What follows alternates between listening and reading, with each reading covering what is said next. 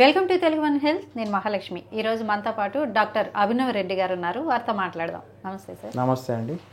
అసలు డయాబెటీస్ అనేది ఈ మధ్యకాలంలో చాలా ఎక్కువైపోయింది, చిన్నపిల్లల నుంచి పెద్దవాళ్ళ వరకు. ఎన్ని రకాలు ఉంటాయి డయాబెటీస్లో? దాన్ని బట్టి ఎట్లా నివారణ ఉంటుంది చెప్పండి.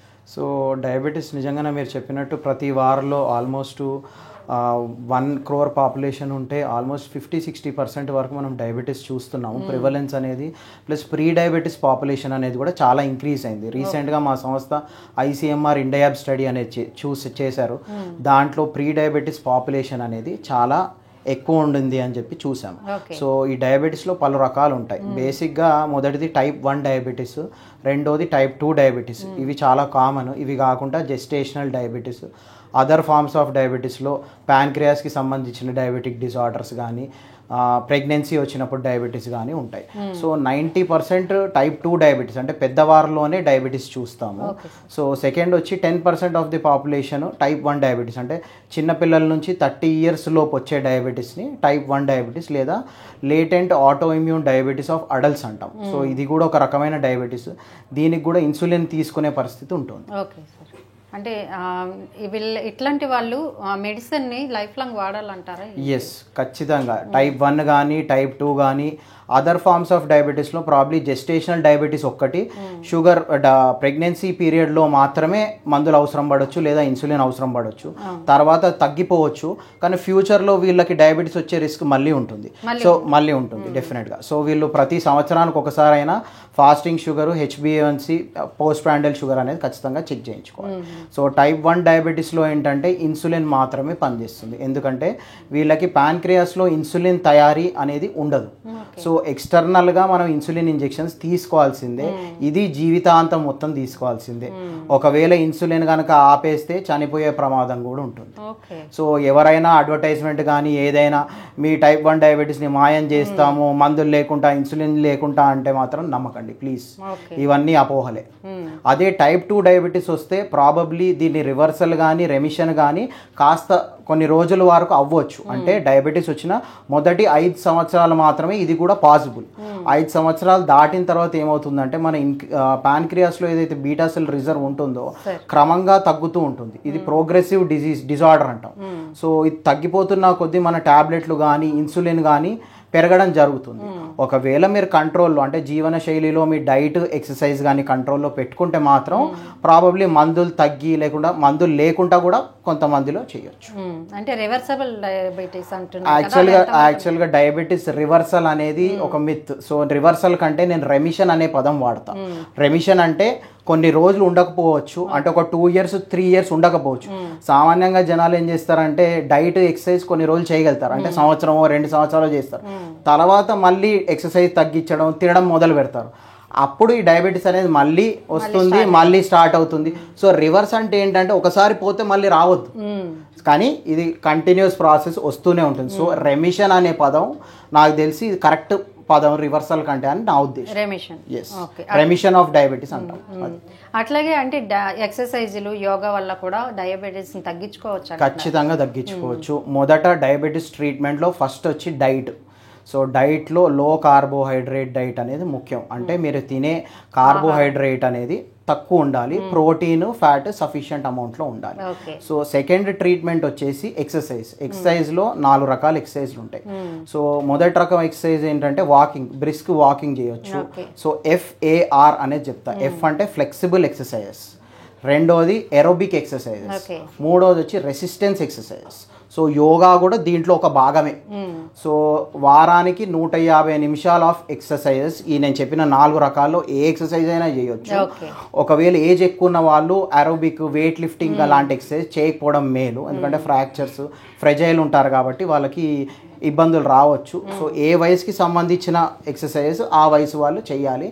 మీ డాక్టర్ని సంప్రదించండి, మీకు ఏ ఎక్సర్సైజ్ చేయాలో వాళ్ళు సూచన ప్రకారం ఎక్సర్సైజ్ అనేది 150 నిమిషాలు వారానికి చేయాలి.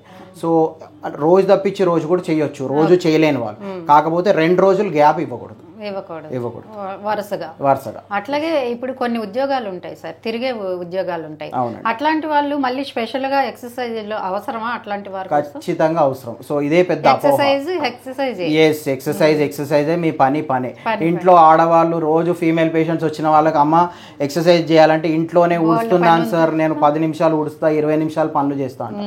కానీ ఈ ఎక్సర్సైజ్ అనేది కంటిన్యూస్ ప్రాసెస్. అట్లీస్ట్ ఒక 30 to 45 minutes కంటిన్యూస్గా చేయాలి. మనం ఇల్లు ఉడిస్తే ఎంతసేపు చేస్తామమ్మా? 15 నిమిషాలు చేస్తాం. బట్టలు ఉతికితే ఎంతసేపు చేస్తాం? 20 నిమిషాలు చేస్తాం. సో అది కాదు, at least ½ an hour of exercise ముఖ్యం. ఎందుకంటే మన క్యాలరీస్ బర్న్ అవ్వడము 15 నిమిషాల తర్వాతే స్టార్ట్ అవుతాయి. సో క్యాలరీస్ బర్న్ అవుతేనే మన షుగర్ లెవెల్స్ కూడా కంట్రోల్ వస్తాయి. సో నార్మల్ మన జీవన శైలిలో మన ఉద్యోగాలు ఇవన్నీ చేసుకుంటూనే మళ్ళీ ఎక్సర్సైజ్ అనేది ఒక 30 నుంచి 45 నిమిషాలు ఖచ్చితంగా రోజు పాటించాలి. Okay sir. సార్ అసలు డయాబెటిక్ ఫుడ్ అంటే ఏంటి? చాలామంది ఈ డయాబెటిక్ పేషెంట్లకి పాదాలు ప్రాముఖ్యత ఎక్కువగా ఇవ్వాలి అంటూ ఉంటారు, ఎందుకని సార్? అవునండి, ఇది చాలా మంచి ప్రశ్న. సో డయాబెటిక్ ఫుడ్ అంటే డయాబెటీస్ ఉన్న వాళ్ళకి పాదాలకు సంబంధించిన కొన్ని రకమైన పుండులు రావడం కానీ, కాళ్ళు నల్లబడ్డం కానీ, సో కాళ్ళు వేళ్ళ మధ్యలో తేమ ఫంగల్ ఇన్ఫెక్షన్ అంటాం రావడం కానీ, కాళ్ళు పగులు రావడం, క్రాక్స్ రావడం అంటాం. సో ఇవన్నీ డయాబెటిక్ ఫుడ్ సమస్యలు. ఇవి కాకుండా కొంతమందికి తిమ్మిర్లు రావడం, కాళ్ళకి మంటలు రావడం, సూదులతో కుచ్చినట్టు అవ్వడం, చీమలు పాకినట్టు అవ్వడం, సో ఇవన్నీ నరాలకు సంబంధించిన సిమ్టమ్స్.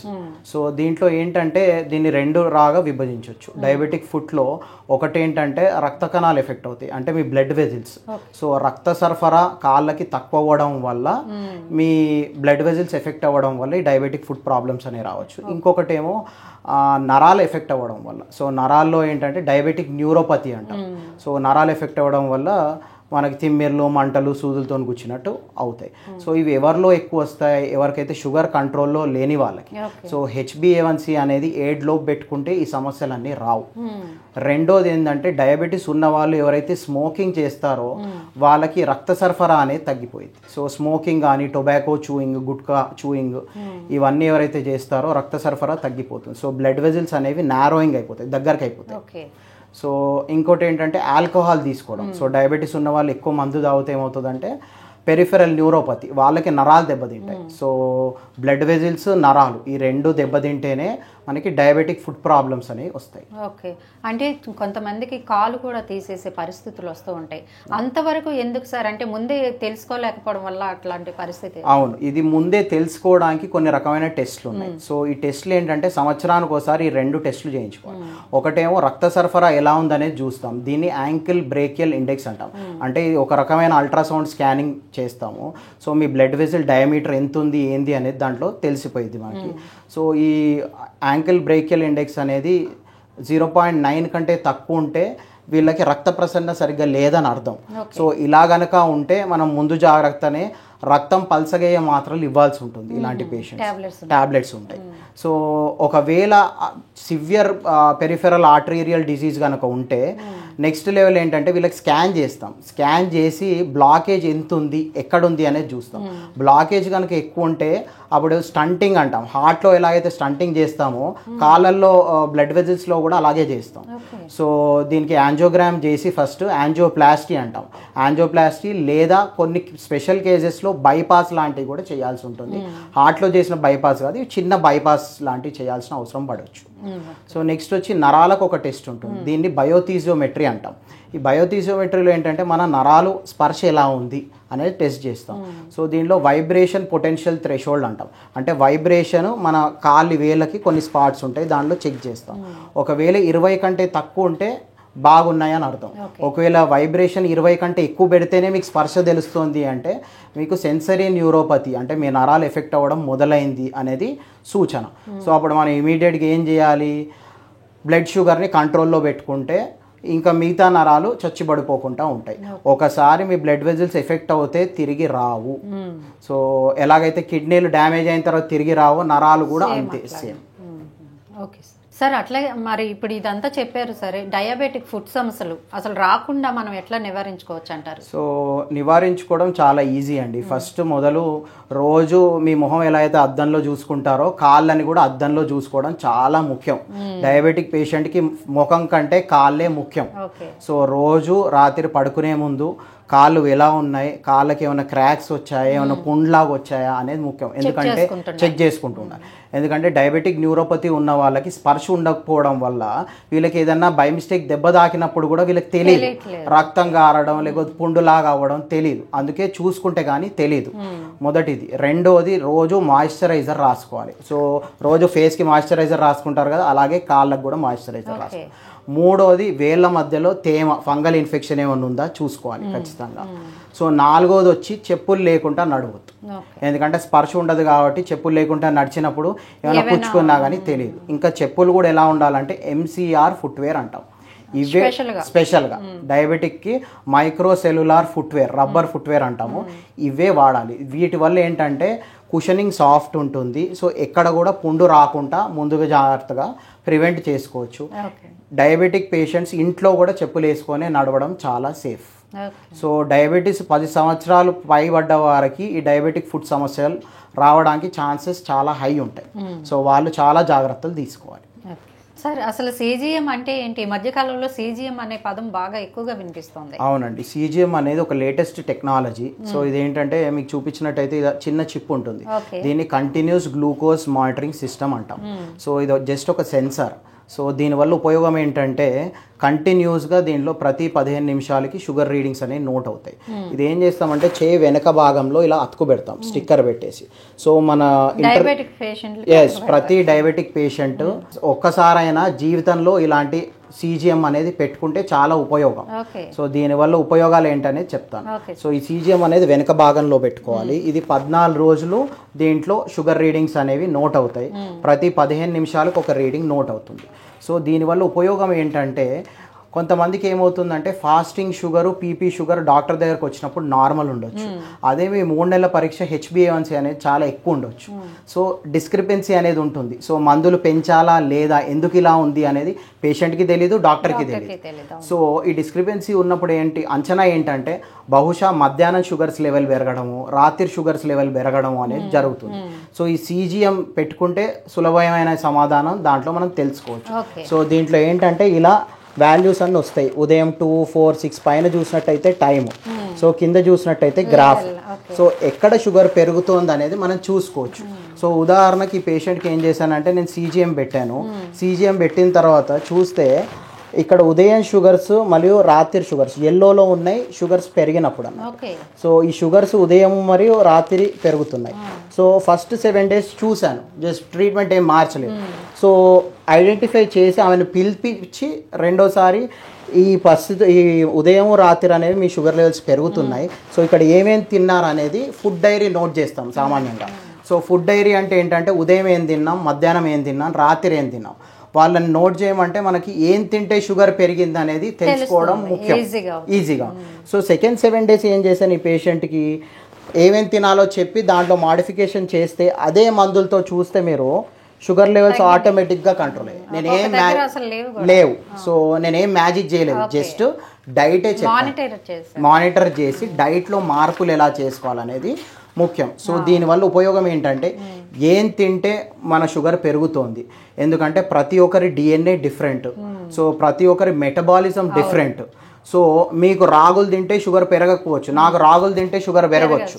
సో ఇప్పుడు మిల్లెట్స్ తినమని చాలా మందికి చెప్తున్నాం. మిల్లెట్స్ చాలా రకాలు ఉన్నాయి, కొర్రలు, అండు కొర్రలు, సామలు. కొందరికి మేము ఈ సీజీఎం పెట్టిన వాళ్ళకి ఏం చూస్తున్నాం, సామలు తింటే పెరుగుతున్నాయి, అరికెలు తింటే పెరగట్లేదు. సో పర్సనలైజ్డ్ గ్లైసెమిక్ రెస్పాన్స్ అంటాం దీన్ని. సో ఏమంటాం అంటే ఇప్పుడు అరికెలు తింటే పెరిగినప్పుడు అరికెలు తిని లాభమే ఉంది అంతే కదా. సో ఒక్కసారి, అందుకే నేను ఎందుకు ఏమంటున్నానంటే ఒక్కసారి జీవితంలో సీజీఎం పెట్టుకుంటే ఏం తినాలి అని తెలుసుకోవడం ముఖ్యం. ఇది 14 days. సో ఈ 14 days జీవన శైలిలో ఏం చేస్తామంటే ఈ పదార్థాలు తినమని డైట్ రికమెండేషన్ ఇస్తాం మనం. సో వాళ్ళకు కూడా ఏమన్నా స్పెషల్గా తినాలనిపిస్తే స్వీట్ తినాలనిపిస్తుంది, కొంతమంది చాక్లెట్ తినాలి, అది కూడా ఎంత లిమిట్లో తినాలనేది ముఖ్యం. చాక్లెట్ తినడంలో హాఫ్ చాక్లెట్ తింటే షుగర్ పెరగకపోవచ్చు. సో ఈ ట్రయల్ అండ్ ఎర్రర్ మెథడ్స్ అన్ని పేషెంట్ చేసుకోవచ్చు ఈ సీజీఎం ద్వారా. సో ఈ సీజీఎం ఇంకెవరికి ముఖ్యం అంటే ప్రెగ్నెన్సీలో కూడా ముఖ్యం. సో ప్రెగ్నెన్సీలో చాలా మందికి ఇన్సులిన్ ఇవ్వాల్సిన అవసరం ఉంటుంది. సో ఇన్సులిన్ ఇస్తే షుగర్ లెవెల్స్ ఎలా ఉన్నాయని చూడడానికి ప్రెగ్నెన్సీలో కూడా సీజీఎం పెట్టడం జరుగుతుంది.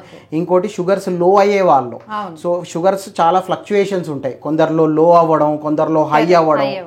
వారిలో. సో లాస్ట్ కండిషన్ వచ్చి కొందరికి సర్జరీస్ అవసరం ఉండొచ్చు. సో షుగర్స్ని ఇమీడియట్గా డౌన్ చేయాలి. ఉదాహరణకి ఈ కేస్ రిపోర్ట్ చూపిస్తాం మీకు. సో ఈ పేషెంట్ ఏం చేశారంటే వీళ్ళకి 14 డేస్లో వీళ్ళు ఆపరేషన్ చేయించుకొని అమెరికా వెళ్ళిపోవాలి. క్యాటరాక్ట్ ఆపరేషన్ చేయించుకోవాలి. సో వాళ్ళు వచ్చారు, షుగర్ లెవెల్స్ కంట్రోల్లో ఉన్నాయి అనుకున్నారు, కానీ ఐ డాక్టర్ టెస్ట్ చేస్తే షుగర్ 500 ఉండింది. సో మా దగ్గరికి రెఫర్ చేశారు. సో నేనేం చేసా, మందులు మార్చి CGM పెట్టి మానిటర్ చేద్దాము, వారం రోజుల్లో మీ షుగర్ తక్కువ చేసి మిమ్మల్ని ఆపరేషన్ చేసి అమెరికా పంపిస్తా అని అష్యూరెన్స్ ఇచ్చాను. సో వాళ్ళకి CGM పెడితే మీరు చూస్తే ఫస్ట్ డే నా దగ్గరకు వచ్చిన రోజు రిపోర్ట్ కనుక మీరు చూస్తే ఈ వాల్యూస్ చూడండి మీరు, 400, 500 ఉన్నాయి. సో చాలా ఎక్కువ ఉన్నాయి. సో ఈ విధంగా సీరియస్గా ఉంటే పేషెంట్ని అడ్మిట్ చేసి మనము షుగర్ లెవెల్స్ మానిటర్ చేసి ఇన్సులిన్ ఇచ్చి తక్కువ చేస్తాం. కానీ ఈ CGM లాంటి పరికరం వల్ల మనకి ఉపయోగం ఏంటంటే ఇంట్లో ఉండే ట్రీట్ చేశాను నేను. పేషెంట్ ఇంట్లో ఉన్నాడు, నేను ఇక్కడ నుంచి నేను వాల్యూస్ చూసా, పేషెంట్ ఇంట్లో కూడా వాల్యూస్ చూసుకున్నాడు. సో ఫస్ట్ 2 days మీరు అబ్జర్వ్ చేస్తే తర్వాత వాల్యూస్ చూడండి 90. నెక్స్ట్ 7 daysలో ఆల్మోస్ట్ వాల్యూస్ అన్ని నార్మల్ అయిపోయి ఇక్కడ లో షుగర్స్ కూడా అవ్వడం స్టార్ట్, రెడ్ లో షుగర్స్. సో ఇక్కడ ఏం చేసా, ఇన్సులిన్ తగ్గించడం స్టార్ట్ చేశాను.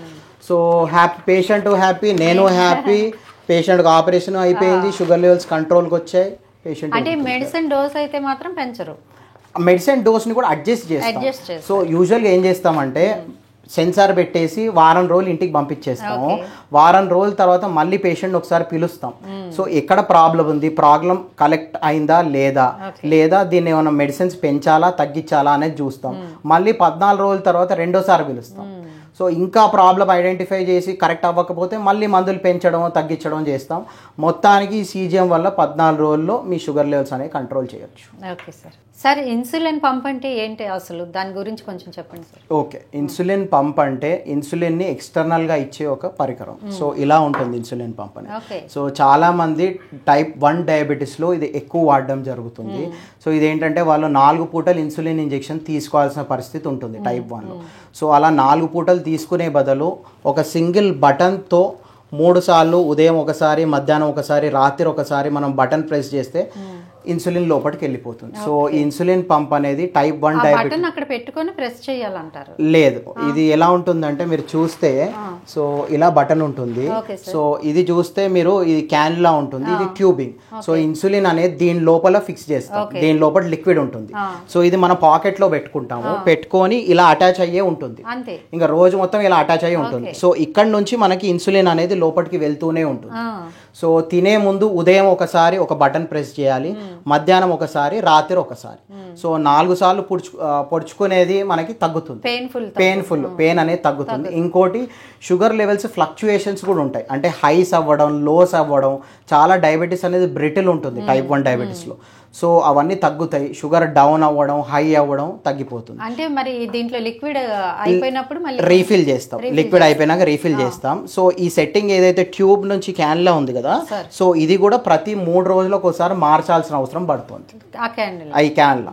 ఈ పంపు మాత్రం జీవితకాలం మొత్తం ఒకసారి కొనుక్కుంటే జీవితానికి మొత్తం ఇలాగే ఉంటుంది. దీన్ని మాత్రం ప్రతి 3 రోజులకు ఒకసారి మార్చాల్సిన అవసరం ఉంటుంది. అంటే ఇది ఖర్చుతో కూడుకున్న పని. సో ఇది ఆల్మోస్ట్ మీకు 3 నుంచి 5 లక్షల వరకు ఖర్చు ఉంటుంది ఇది. సో దీంట్లో ఏంటంటే మనకి క్లోజ్డ్ లూప్ సిస్టమ్ అని కొత్తగా వచ్చింది. సో క్లోజ్డ్ లూప్ సిస్టమ్ అంటే ఏంటంటే ఒక సైడ్ పంపు పెట్టేస్తాం, ఇంకో సైడ్ మీకు చెప్పినట్టు ఏదైతే సెన్సార్ ఉందో ఆ సెన్సార్ ఇంకో పక్క పెట్టేస్తాం. సో ఈ సెన్సార్ ప్లస్ పంపు రెండు మాట్లాడుకుంటాయి బ్లూటూత్ ఇంటర్ఫేస్ ద్వారా.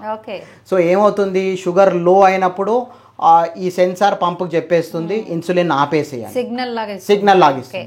సపోజ్ ఉదాహరణకి పేషెంట్ పిల్లగాడు ఏమన్నా చాక్లెట్ బిస్కెట్ తినాలనిపించింది, అప్పుడు మనం మళ్ళీ ఇన్సులిన్ ఇవ్వలేము కదా. సో అప్పుడు ఏం చేస్తుందంటే సెన్సార్ ఆటోమేటిక్గా పంప్కి చెప్తుంది షుగర్ లెవెల్స్ పెరిగాయి, సో 2 యూనిట్స్ ఇచ్చేసే అని చెప్తుంది. సో ఆటోమేటిక్గా పంప్ ఇచ్చేస్తుంది. ఇది ఎన్ని రోజులు పనిచేస్తుంది? సో ఈ జీవితకాలం పనిచేస్తుంది, ఒకసారి తీసుకుంటే లైఫ్ లాంగ్ పనిచేస్తుంది. జస్ట్ ఇన్సులిన్ని మాత్రమే రీఫిల్ చేసుకోవాలి. ఎందుకంటే చిన్నపిల్లల్లో చాలా మందికి ఇప్పుడు 4 years 5 years 8 years 10 years వాళ్ళకి డయాబెటీస్ వస్తుంది. 4 పూటలు కూర్చోడం అనేది చాలా ఇబ్బందికరం. సో ఇది టైప్ 1 డయాబెటీస్ 8 సంవత్సరాలు పైబడ్డ వాళ్ళకే సజెస్ట్ చేస్తాం. ఎందుకంటే చిన్నపిల్లలకి మనం ఇది యూజ్ చేయడం అనేది చాలా కష్టం. సో వాళ్ళు పడేయచ్చు, కింద పడేయచ్చు, ఇవన్నీ చేయొచ్చు. సో 8 years పైన ఉన్న వాళ్ళకి ఏంటంటే అవగాహన అనేది ఉంటుంది, ఎలా యూజ్ చేయాలనేది చెప్పొచ్చు, మనం ట్రైన్ చేయొచ్చు. సో టైప్ 1 కాకుండా మిగతా డయాబెటీస్లో కూడా ఇది యూజ్ చేస్తాం. టైప్ 2 డయాబెటీస్లో కూడా 4 పూటలు ఇన్సులిన్ తీసుకునే వాళ్ళు ఉంటారు కొంతమంది, వాళ్ళకు కూడా ఇది చాలా ఉపయోగకరం. మూడో డయాబెటీస్ వచ్చి ప్రెగ్నెన్సీలో. సో జెస్టేషనల్ డయాబెటీస్ కానీ డయాబెటీస్ ఉన్న వాళ్ళు ఎవరైతే ప్రెగ్నెంట్ అవుతారో వాళ్ళకి ఆ 1 year పాటు షుగర్ లెవెల్స్ కంట్రోల్లో ఉంచడం కోసం ఆ 1 year పంపు పెట్టుకోవచ్చు. నాలుగోది ఏంటంటే FCPD డయాబెటీస్ అంటాం, అంటే ప్యాన్క్రియాటిక్ డిజార్డర్స్ వల్ల, అంటే వాళ్ళకు కూడా 4 పూటలు ఇన్సులిన్ ఇవ్వాల్సిన అవసరం పడవచ్చు. సో ఇలా ఎవరైతే 3-4 పూటలు ఇన్సులిన్ తీసుకునే వాళ్ళు ఉంటారో వాళ్ళందరికీ ఏ డయాబెటీస్ అయినా సరే ఈ పంప్ అనేది చాలా ఉపయోగకరం. సో ఒకవేళ మీ పిల్లలు కనుక డయాబెటీస్ ఉంటే సో నా సజెషన్ ఏంటంటే డబ్బులు దేనికైనా మీరు కూడబెట్టదలుచుకుంటే బైకో కారో ఇప్పించడం కంటే ఈ పంప్ అనే దానికి ఆ డబ్బులు అనేది సేవ్ చేసుకోండి. ఒక్క పంపు పేషెంట్కి ఇస్తే లైఫ్ మొత్తము ఇలా ఇన్సులిన్ తీసుకునే బాధ తప్పుతుంది. ఫస్ట్ థింగ్ కుచ్చుకునే బాధ, షుగర్ లెవెల్స్ కూడా చాలా కంట్రోల్ ఉంటాయి. సార్ చాలా మందికి షుగర్ వచ్చిందంటే బీపీ కూడా వస్తూ ఉంటుందని వింటూ ఉంటాం. ఇట్లాంటి ఈ 2 సమస్యలతో మీ దగ్గరికి వచ్చే పేషెంట్స్కి మీరు ఎలాంటి సలహాలు ఇస్తారు? ట్రీట్మెంట్ ఏ విధంగా ఉంటుంది? ఫుడ్ ఎట్లా ఉంటుంది? ఓకే, సో చాలామందికి చూస్తాం, మీరు అడిగిన క్వశ్చన్ చాలా కరెక్ట్. చాలామందికి షుగర్ ఉన్న వాళ్ళకి ఆల్రెడీ బీపీ ఉండొచ్చు, థైరాయిడ్ సమస్యలు ప్లస్ కొలెస్ట్రాల్ సమస్యలు, ఈ 4 కలిపి ఉంటాయి సామాన్యంగా. సో షుగర్ ఉన్న వాళ్ళకి బీపీ, థైరాయిడ్, కొలెస్ట్రాల్ ఇవన్నీ కలిసి ఉంటాయి చాలా మటుకు. సో వీళ్ళని ఇవి కంట్రోల్ చేసుకోవడానికి మనం ఏం చేయాలంటే మొదటిది లైఫ్ స్టైల్ మాడిఫికేషన్. సో దీంట్లో ఎక్సర్సైజ్ అనేది చాలా ముఖ్యం. సో ఎక్సర్సైజ్ చేస్తే షుగర్ కంట్రోల్ ఉంటుంది, బ్లడ్ ప్రెషర్ కూడా 6 to 8 mm of Hg తగ్గుతుంది. సో రెండోది వచ్చి సాల్ట్ రెస్ట్రిక్షన్ అంటాం, అంటే ఉప్పు తక్కువ తినడం. సో టాటా లైట్ సాల్ట్స్ అంటే సోడియం రెస్ట్రిక్టెడ్ సాల్ట్స్ దొరుకుతాయి మనకి. సో ఇలాంటి సాల్ట్స్ యూజ్ చేయడం, లేదా రాక్ సాల్ట్ యూజ్ చేయడం. అదేవిధంగా మనము రెగ్యులర్గా బ్లడ్ ప్రెషర్ అనేది చెక్ చేసుకోవడం. సో ఎలా ఉంటుంది బ్లడ్ ప్రెషర్, ఏ టైంలో ఎక్కువ ఉంటుంది అనేది ముఖ్యం. సో ఇంకోటి ఏంటంటే ఈ బ్లడ్ ప్రెషర్ వల్ల కూడా కిడ్నీలు ఎఫెక్ట్ అయ్యే అవకాశాలు ఉంటాయి. సో బ్లడ్ ప్రెషర్ని కూడా తరచుగా కంట్రోల్లో పెట్టుకోవడం ముఖ్యం.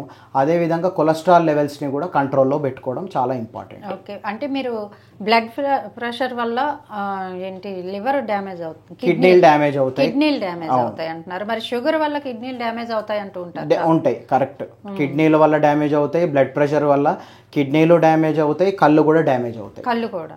ఇట్లా డ్యామేజ్ అయినప్పుడు ఏం చేయాలి? ముందుగానే మనం తెలుసుకొని ఎలాంటి జాగ్రత్తలు తీసుకోవాలంటే? సో ముందు జాగ్రత్తగా మనము టెస్టులు చేయించుకుంటే కానీ మేము కూడా చెప్పలేము. ఎందుకంటే ఒక పేషెంట్ని చూసి బ్లడ్ ప్రెషర్ ఎంత ఉంది, షుగర్ ఉంది చెప్పడం కష్టం. సో దీనికి మనము యూరియా క్రియాటినిన్ టెస్టులు అనేవి కిడ్నీ టెస్టులు, అదేవిధంగా యూరిన్ P/C రేషియో, మైక్రో ఆల్బుమియూరియా అంటాం. ఇవి ఏంటంటే కిడ్నీలోంచి ప్రోటీన్ అనేది బయటికి పోతుంది. సో ఈ ప్రోటీన్ పోవడానికి 2 కారణాలు. ఒకటి మన షుగర్ కంట్రోల్లో లేకపోయినా ప్రోటీన్ పోతుంది, బ్లడ్ ప్రెషర్ కంట్రోల్ లేకపోయినా ప్రోటీన్ బయటికి పోతుంది. సో ఈ ఒక్క టెస్ట్ ద్వారా మీ షుగర్ కంట్రోల్లో ఉందా, మీ కిడ్నీలు ఏమైనా డ్యామేజ్ అవుతున్నాయా, మీ బ్లడ్ ప్రెషర్ కంట్రోల్లో ఉందా అనేది మనం చెప్పవచ్చు. అదేవిధంగా కంటి పరీక్ష కూడా చేయించుకోవడం ముఖ్యం. ఎందుకంటే హైపర్టెన్సివ్ రెటినోపతి, డయాబెటిక్ రెటినోపతి అంటాం. సో కంట్లో కూడా కంటి చెకప్ చేయించుకుంటే కూడా అప్పుడప్పుడు బ్లడ్ ప్రెషర్ ఎక్కువ ఉందా లేదా తెలుస్తుంది. అదేవిధంగా ఈసీజీలో కూడా కొన్ని మార్పులు తెలుస్తాయి. అంటే మన హార్ట్ సైజ్ కానీ లెఫ్ట్ వెంట్రికులర్ హైపర్ట్రోఫీ అంటాం. సో ఈ బ్లడ్ ప్రెషర్ అనేది ఎక్కువ ఉన్నప్పుడు ఈసీజీలో మనం ఆ చేంజెస్ని గుర్తుపట్టవచ్చు. సో అదేవిధంగా ఇందాక మీకు చెప్పినట్టు పాదాల టెస్ట్, యాంకిల్ బ్రేకియల్ ఇండెక్స్, దాంట్లో కూడా మనం చూసేది బ్లడ్ ప్రెషరే. కాళ్ళల్లో బ్లడ్ ప్రెషర్, ఇక్కడ హ్యాండ్లో బ్లడ్ ప్రెషర్ అనేది చెక్ చేస్తాము. దాంట్లో కూడా మనకు బ్లడ్ ప్రెషర్ చెక్ చేస్తాం కాబట్టి ఎలా ఉందనేది తెలిసిపోతుంది. సో ఈ టెస్ట్లు అనేవి ముఖ్యం. మనం టెస్ట్ చేస్తే కానీ ఏది ఎఫెక్ట్ అవుతుంది, మీ కిడ్నీలు ఎఫెక్ట్ అవుతున్నాయా, బీపీ వల్ల, షుగర్ వల్ల అనేది చెప్పగలం. దాన్ని బట్టి ట్రీట్మెంట్. సార్, మెయిన్గా షుగర్ని కంట్రోల్లో పెట్టుకోవడానికి ఎటువంటి టెస్టులు అవసరం అంటారు? ఎన్ని నెలలకు ఒకసారి చేయించుకోవాలంటారు? సో షుగర్ పేషెంట్స్ ఎలాంటి టెస్టులు చేయించుకోవాలని అడిగారు, మంచి ప్రశ్న. సో షుగర్ పేషెంట్లు 2 రకాల టెస్టులు ఉంటాయి. షుగర్కి సంబంధించిన టెస్టులు, ఇంకోటి అవయవాలకు సంబంధించిన టెస్టులు. సో షుగర్కి సంబంధించిన టెస్టులు వచ్చి fasting blood sugar, post prandial blood sugar, ఇంకోటి వచ్చి HbA1c. సో HbA1c అనేది ప్రతి 3 నెలలకు ఒకసారి చేయించుకోవాలి. దీన్ని 7 పెట్టుకుంటే షుగర్ వల్ల వచ్చే కాంప్లికేషన్స్ కానీ మీరు ఏం రాకుండా ఉంటాయి. ఫాస్టింగ్ షుగర్, పీపీ షుగర్ అనేది నెలకు ఒకసారి చేయించుకోవచ్చు, లేదా ఇంట్లో మీరు మీ గ్లూకోమీటర్లో చెక్ చేసుకోవచ్చు తరచుగా 15 రోజులకు నెల రోజులకు ఒకసారి. ల్యాబ్లో మాత్రం 3 నెలలకు ఒకసారి ఖచ్చితంగా చేయించుకోవాలి. సో నెక్స్ట్ వచ్చి అవయవాలకు సంబంధించిన టెస్టులు. దీంట్లో మొట్టమొదటిది కిడ్నీ ఫంక్షన్ టెస్ట్. సో ఈ కిడ్నీ ఫంక్షన్ టెస్ట్ అనేది ప్రతి 3 నుంచి 6 నెలల్లో ఒకసారి చేయించుకోవాలి. దీంట్లో బ్లడ్ యూరియా, సిరం క్రియాటినిన్ అంటాము. దాంతోపాటు యూరిన్ పి/సి రేషియో, మైక్రో ఆల్బుమినురియా అనేది చాలా ముఖ్యం. ఇవేంటంటే ప్రోటీన్ షుగర్ యూరిన్లో నుంచి పోతుందా లేదా అని తెలుసుకోవడం. సో ఇలా ప్రోటీన్ పోతే ఏంటంటే మనం ముందు జాగ్రత్తగానే కొన్ని షుగర్ ట్యాబ్లెట్స్ కూడా చేంజ్ చేసి ప్రోటీన్ పోకుండా చేయొచ్చు, లేదా మీ బ్లడ్ ప్రెషర్ ఎలా ఉంది అనేది ఆలోచించి దానికి సంబంధించిన మాత్రలు కూడా పెట్టడం జరుగుతుంది. సో ఈ టెస్ట్లు చాలా ముఖ్యం. నెక్స్ట్ వచ్చి లివర్ ఫంక్షన్ టెస్ట్. సో ఇది కూడా ప్రతి 6 నెలలకు ఒకసారి చేయించుకోవాలి. షుగర్ పేషెంట్కి సామాన్యంగా ఏముంటుందంటే ఫ్యాటీ లివర్ అంటాం. సో లివర్ చుట్టూ కొవ్వు పట్టడం చూస్తాము. సో అలా ఏమన్నా ఉంటే మీ షుగర్ ట్యాబ్లెట్లు లేదా ఫ్యాటీ లివర్ తగ్గడం కోసం కొన్ని మాత్రలు ఇవ్వాల్సి ఉంటుంది. నెక్స్ట్ టెస్ట్లు వచ్చి కొలెస్ట్రాల్ టెస్ట్, చాలా ముఖ్యం ఇది ఈ మధ్య కాలంలో. సో ఈ కొలెస్ట్రాల్ అనేది కూడా అదుపులో పెట్టుకోకపోతే హార్ట్ అటాక్స్ వచ్చే అవకాశాలు, లేదంటే కాలంలో రక్త ప్రసరణ తగ్గే అవకాశాలు చాలా ఉంటాయి. అంటే లావు సన్నంతో సంబంధం లేకుండా ఈ అవును, కొలెస్ట్రాల్ లావు సన్నం అసలు సంబంధమే లేదు. డయాబెటీస్ ఉన్న వాళ్ళకే కొలెస్ట్రాల్ ఎక్కువ ఉండడానికి చాలా అవకాశాలు ఎక్కువ ఉంటాయి. సో ప్రతి 6 నెలలకు ఒకసారి కొలెస్ట్రాల్ టెస్ట్ కూడా ముఖ్యం. సో ఇది కాకుండా కాళ్ళకి సంబంధించిన టెస్టులు 2 రకాలు ఉంటాయి. ఒకటేమో డాప్లర్ అంటాం, యాంకిల్ బ్రేకియల్ ఇండెక్స్, అంటే మీ కాళ్ళకి రక్త సరఫరా ఎలా ఉంది అనేది చూడడం. ఇది ఎందుకంటే డయాబెటిక్ ఫుట్ అని ఇందాక మనం మాట్లాడుకున్నట్టయితే ఇది మనం ముందు జాగ్రత్తగానే చూస్తే దీంట్లో ఏమైనా ప్రాబ్లం ఉంటే మనం ఐడెంటిఫై చేసి మందులు ఇవ్వచ్చు. నెక్స్ట్ వచ్చి బయోథీజియోమెట్రీ అంటాం, అంటే ఏంటంటే కాళ్ళ నరాలు ఎలా ఉన్నాయి, స్పర్శ ఎలా ఉంది అనేది చెక్ చేయడం. సో ఈ 2 టెస్టులు వచ్చి సంవత్సరానికి ఒకసారి చేయించుకోవాలి. సో లాస్ట్ టెస్ట్లు వచ్చి హార్ట్కి సంబంధించిన టెస్ట్లు. సో ఈసీజీ అంటాం. ఈసీజీ అంటే మన హార్ట్ రిథమ్ ఎలా ఉంది, సో హార్ట్ రేట్ ఎలా ఉంది, ఏమన్నా హార్ట్ సైజ్ ఏమైనా పెరిగిందా అని చూడడానికి ముఖ్యము. ఇంకోటి ఇది కాకుండా హార్ట్లో ఈసీజీలో ఏమైనా ప్రాబ్లమ్స్ ఉంటే టీఎంటీ అంటాం, అంటే ఈ ఈసీజీనే మనం థ్రెడ్మిల్ టెస్ట్ అంటాం, ఉరుక్కుంటూ ఎక్సర్సైజ్ చేస్తుంటూ తీస్తాం. ఒకవేళ నిజంగానే కనుక బ్లాక్లు ఉంటే ఈ టీఎంటీ అనేది పాజిటివ్ వస్తుంది. సో ప్రతి సంవత్సరం టీఎంటీ కూడా చాలా ముఖ్యం డయాబెటిక్ పేషెంట్స్లో. అది కాకుండా 2D ఈకో. 2D ఈకో అంటే ఏంటంటే హార్ట్ పంపింగ్ కెపాసిటీ ఎలా ఉంది, హార్ట్లో వాల్వ్స్ ఎలా ఉన్నాయి అనేది చెప్తుంది. సో లాస్ట్ టెస్ట్ వచ్చేసి కంటి టెస్ట్, డయాబెటిక్ రెటినోపతి ఉందా లేదా అని. సో ఈ కంటి టెస్ట్ ముఖ్యం ఎందుకు అంటే ఈ రెటీనా అనేది 3 రకాలు ఉంటాయి. So mild, moderate, severe, non proliferative diabetic retinopathy, proliferative అంటాం.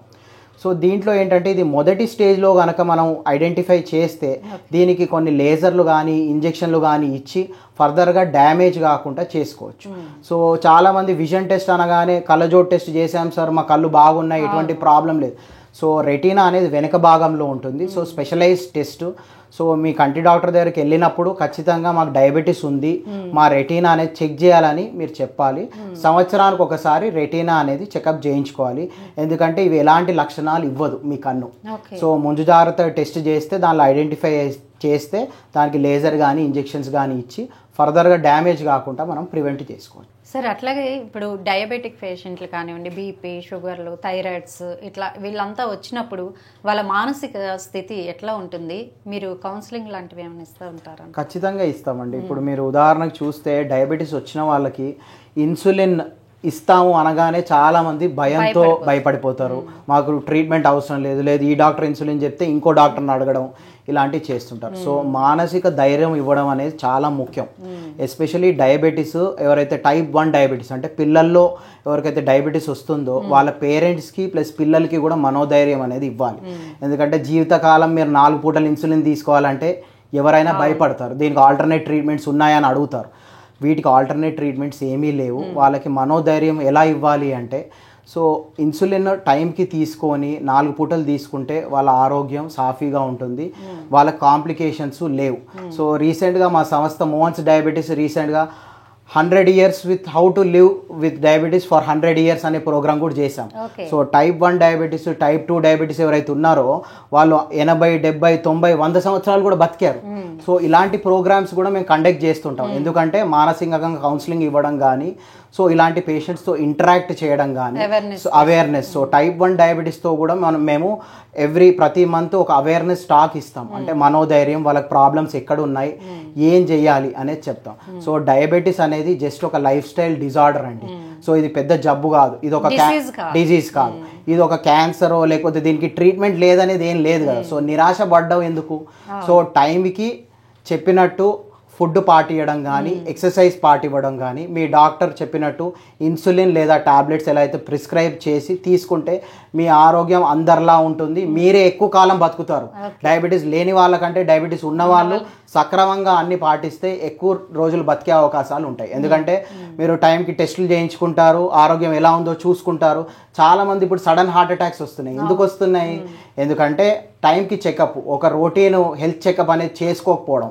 సో డయాబెటీస్ ఉన్న వాళ్ళు ప్రతి 3 నెలలకో 6 నెలలకో టెస్ట్లు అనేవి చేయించుకుంటారు కాబట్టి మీరే చాలా ఆరోగ్యంగా ఉంటారు. సో నిరాశ పడాల్సిన అవసరమే లేదు, ధైర్యంగా ఉండాలి. రొటీన్ హెల్త్ చెకప్ అనేది సంవత్సరానికి ఒకసారి చేయాలి, ప్రతి సంవత్సరానికి ఒకసారి చేయడం ముఖ్యం. దాంట్లో నేను చెప్పినట్టు కిడ్నీ, కొలెస్ట్రాల్, లివరు, హార్ట్, ఈ 3 చాలా ముఖ్యమైన ఆర్గన్స్, పార్ట్స్. సో దీనివల్లే మనకి ఇబ్బందులు ఎక్కువ వచ్చే అవకాశాలు ఉంటాయి. సో ఇవి ఎలా ఉన్నాయని చూసుకోవడం ముఖ్యం. ఓకే సార్, థ్యాంక్ యూ అండి.